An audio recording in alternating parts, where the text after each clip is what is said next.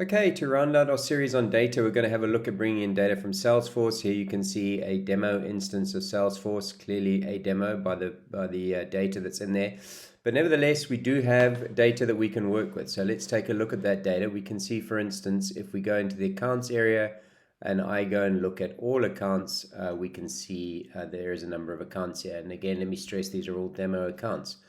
Let me have a look at Amazon, for example, and here I can see that we have a territory, we have some contacts there, and we have some sample opportunities. So what we're going to do is see how we can bring this data from Salesforce very easily into our Jigx application. Let's go take a look. Okay, so here we are inside Visual Studio Code. We've created a folder for our Salesforce example here called Salesforce. And what I'm going to do in here is go create a new file. We're going to call that list. Let's just call it accounts because that's what we're going to do. We'll call it salesforce.jigx. There we go. All right, so we know, and we're going to assume that you've looked at previous videos in the series, that we want a list. And we can quickly go ahead and configure this. So we're going to say this is going to be list accounts. For the purpose of this, I'm going to get rid of the description. Let's have something like, let's do person, will do fine. We'll leave the header as is for now. And now let's talk about the onFocus event. Now in our previous section, when we talked about Azure SQL, we could see that we could get a table or we could get a store procedure to bring data down to the jig. Now in this instance, for Salesforce, our Salesforce provider understands the entire Salesforce object model, and that includes any custom entities or fields that you might have created. So simply what we need to do here is the first thing we need to do is we need to configure the provider, which in this case is Salesforce. And then basically what I need to do is tell Salesforce what is the object from the Salesforce model that I want. So in this case, I want the account object from Salesforce, and that's it. Once I've done that, that action onFocus will sync the account Salesforce object down to my SQLite database on Jigx, and that will be available to my Jig for selection. And once we've got that account data down into our SQLite, we just basically need to go and configure the data source. So let's go and do that. My data, that doesn't really make sense, so we're going to call this account data. What do we need to do here? Well, it's SQLite data because we've synced it down already, and now we just need to configure this. So the data provider is local because we've now pulled it down. The entity, well, we pulled it down into an account, into a local table as well called account. And then I basically need to configure or just issue a query against the Salesforce attributes that I want. So in this case, I'm going to say I want the name, perhaps I want the type, and let's add another one in here. Let's say we want billing state. So I'm going to put that in there. Okay, and we want that to come from account.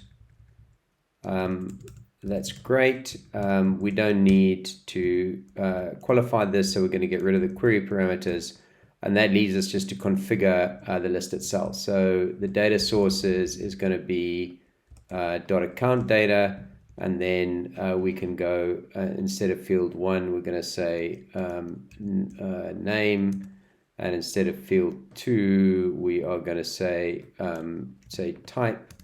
And actually we can put a description in here, and here we're going to say equal at ctx.current .item billing stage. And actually we've got a little mistake there. That shouldn't be stage, it should be state, and we need to change that up there as well. Great, so that's it. We're done. All we need to do now is configure this into the index file so we can actually see this data coming down from Salesforce. Let's go to the index file, and here we'll see that I have used my cake in the oven trick, and here you can see I've already configured so we've got a 1-by-1 widget which will bring those down. So our next step, we'll go and have a look at this actually working in the app. Okay, great. So here we are, we're in the app. We've opened that up. We can see we've got our 1-by-1 widget, and we can press on that to see if we can get some accounts.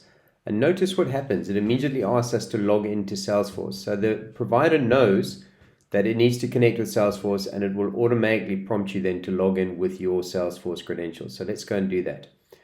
So there we'll see that's done, and I can just enter my credentials here. And hopefully if I've got those correct, We'll log into Salesforce. We'll see it's dealt with that. It will now pull the data down from Salesforce. And there we go. There's the list of accounts that we have from Salesforce. So there we go. Lesson complete. Very easy to pull data in from Salesforce. I'm going to show one final section to show what is actually possible. So now that you know how to do it, what does a finished app in Salesforce look like? Let's take a look at that in this next section. Okay, great. So in the last section, what we did is we showed very, very simply how we could pull data from Salesforce. But here is, again, a little bit of the cake theory. Here's a finished app. And we can see just the kind of capability apps that you can create. So this is a Salesforce dashboard. It starts with the typical sort of thing that a sales manager would want to see. So you can see at the top there, we have our pipeline for the quarter by stage. I can click on that graph. I can go down. I can see the detail. And as we'll see, we can go through any of this at any level of detail. So I can drill down into the accounts and then drill down into the opportunity so that you can see exactly what's going on. So there by stage. Also interesting, I can see how I'm doing against my target. So if I click in there, I'll see I'm 93% against target. Quarter to date is 4 against a 4.3 target. And so we can see that very, very easily. What I can see as well, I'm $300,000 short. I can see what remaining deals I still have for the quarter. And if I go in there, I can see those deals by stage. I can drill into any of these. I can see by stage. So anything that you want to see, all of those capabilities are also available to you. Other examples, for instance, might be a sales leadership board. So here I've got my sales leaders. I can see how we're doing across the company. I can drill down into Voita. I can look at his opportunities and again drill down into the opportunity detail as I need to. Finally, what I could do is if I wanted a slightly different view in this instance, what I've got here is I've got a regional view. And again, I can drill down into that and I can see how I'm doing across my regions. Now, this dashboard is something that I created literally in a day. I basically lent on some previous experience to say, as a sales manager, what are the sorts of things that I would want to see? This can be totally configured for your Salesforce instance. So whether it's sales objects that you're dealing with or customer accounts, anything that you want to see in a dashboard, or for that matter, you wanted to create a little app for your salespeople that would allow them to update opportunities, or for you as the sales manager to see when opportunities were last updated. All of those kind of scenarios are absolutely possible. And here's just an example of the art of the possible. So I hope you enjoyed that. That's the end of our Salesforce section. In the next section, we'll turn our attention to REST as a data source.